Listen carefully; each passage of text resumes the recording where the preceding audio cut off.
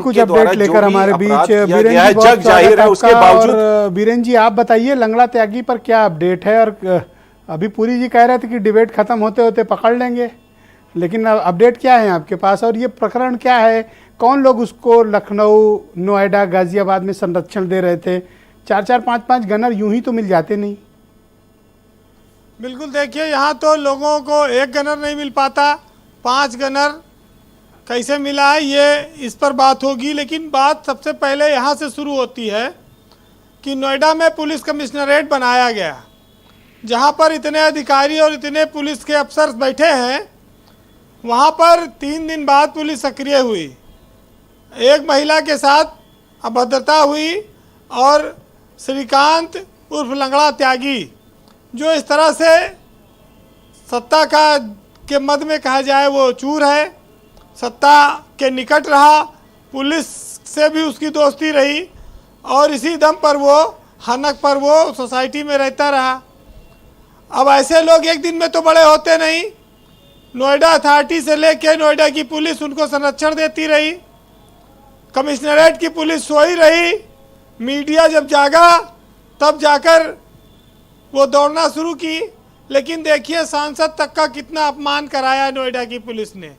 Public ने महेश शर्मा सांसद को वहाँ पर घेर लिया, अभद्रता करने लगी, लेकिन पुलिस के अधिकारी वहाँ नहीं आए, गए तो बड़ी देर से गए।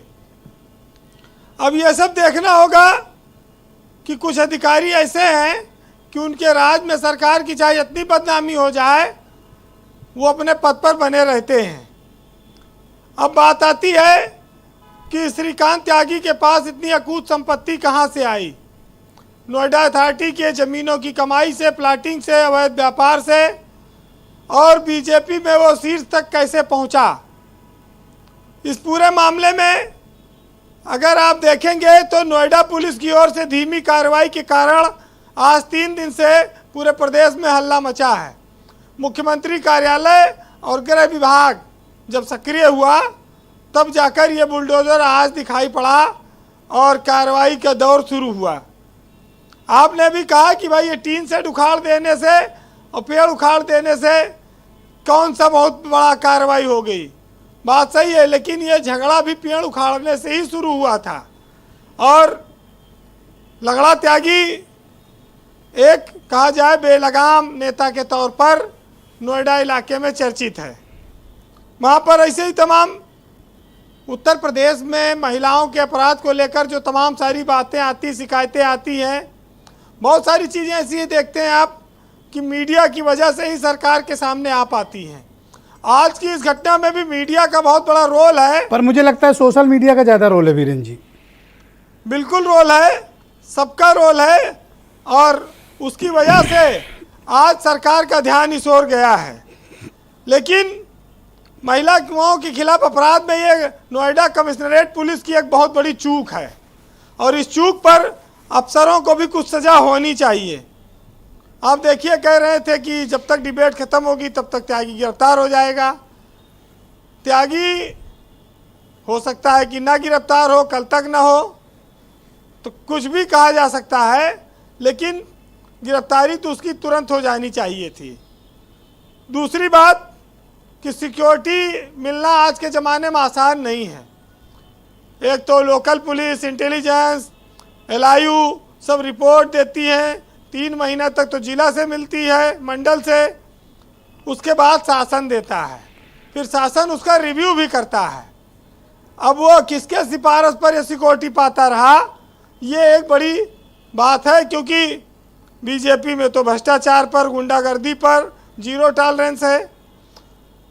देखिए, हम लोग नारियों के सम्मान की बात करते हैं, महिलाओं के सम्मान की बात करते हैं, लेकिन महिला अपमान के तमाम मुद्दे रोज सामने आते हैं और उस पर सरकार की और पुलिस के रवैया ही महत्वपूर्ण हो जाता है। अगर वो देरी कर देगा तो अन्याय हो जाएगा। हमारे यहाँ नारियों को बड़ा पूज्य माना गया, कहा गया कि नारी के बिना बचपन असहाय है, नारी के बिना युवावस्था सुख रहित है, और बुढ़ापे में सांत्वना देने के लिए सच्चा और वफादार साथी भी कोई नहीं रहेगा अगर नारी नहीं रहेगी। नारी को करुणा वहाँ का अंतर जगत का उच्चतम विकास है और उसके बल पर सारे सदाचार समाज में ठहरे हैं। नारी हमारे समाज की एक ऐसी आधार स्तंभ है, लेकिन जब उनके अपमान की बात आती है तो वहाँ पर ये सब लोग भूल जाते चीज़ों को। पढ़ाई लिखाई के बजाय वहाँ पर बाहुबल और गुंडागर्दी ये हावी हो बताइए कि जाती इस है। लंगड़ा त्यागी ने इतनी संपत्ति कैसे बना ली कि नोएडा अथॉरिटी के रहते हुए इतनी बड़ी बड़ी मार्केट, अवैध मार्केट भंगेल वगैरह में बनी हुई हैं, उन सब पर अभी कोई कार्रवाई नहीं हुई। मैं तो सोचा आज चलेगा बुलडोजर। देखिए, ये बुलडोजर अभी जारी रहना चाहिए। लंगड़ा त्यागी जो नोएडा में तमाम सारे गैंग हैं, नाम उसी भी में क्या से- रखा है, लंगड़ा त्यागी। सोचो जरा, उसी में से मतलब एक दिमाग में ही उसके गैंग- खुरापात। जी, नोएडा में तमाम भाटी गैंग, तमाम गैंग सक्रिय रहे हैं एक जमाने में। अभी पुरी साहब ने कहा, भाटी साहब तो इनके यहाँ एमएलसी भी बन चुके हैं, वो आजकल भाजपा में ही हैं। ये भूल गए थे तो मैं याद दिलाया। हाँ, वो एमएलसी हैं इस समय, इस बार स्थानीय निकाय के चुनाव जीते हैं। हाँ, और देखिए, जमीनों का कारोबार नोएडा इलाके में जब विकास शुरू हुआ उसके बाद बहुत तेज़ी से बढ़ा। ऐसे लंगड़ा त्यागी जैसे गुंडा छवि के लोग जमीन से लेके, अवैध काम से लेके, अथॉरिटियों में, पुलिस के संरक्षण में कोई एक दिन में नहीं कमाए हैं, कई साल लगे होंगे। और जब जब सत्ता बदली वो उसी के साथ सरकारों के होते चले गए और उसी में ये इतनी सारी संपत्तियां बनी। बहरहाल अभी रिपोर्ट क्या है आपकी, अरेस्टिंग वगैरह का कुछ है? अभी तक कोई संभावना नहीं है। कभी उसकी लोकेशन देहरादून में मिलती है, उत्तराखंड में तो मिलती इतना है। छाती ठोक के हमारे पुरी जी ने कैसे कह दिया कि बस डिबेट खत्म होने दो, अभी अरेस्ट करा लूंगा? देखिए, पुरी जी या तो इन्हें पता आशावादी है हैं। कि वो कहाँ नहीं, है? पुरी जी आशावादी हैं और चमत्कारिक पार्टी से हैं।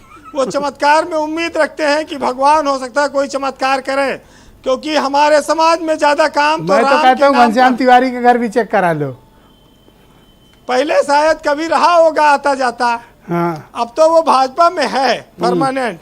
हम्म। बहरहाल सुनिएगा, जी। इस देश में राम के नाम पर सारी चीजें होती हों, वहां हम पुलिस की सुरक्षा के भरोसे ज्यादा ना बैठे कि मौन हो जाए हिंदुस्तान, मौन हो जाती चीखें। और तरीका बस एक बताते हैं कि बच के रहना सीखें, बच के रहना सीखें, खौफ में रहने की डालें आदत। कानून और पुलिस आपकी ना कर सकेगा हिफाजत, हिफाजत होगी भगवान भरोसे। जपते रहो नाम और पुलिस भी करेगी सुरक्षा, लेके राम का नाम। बहुत शुक्रिया आपका वीरेंद्र जी, बहुत बहुत धन्यवाद।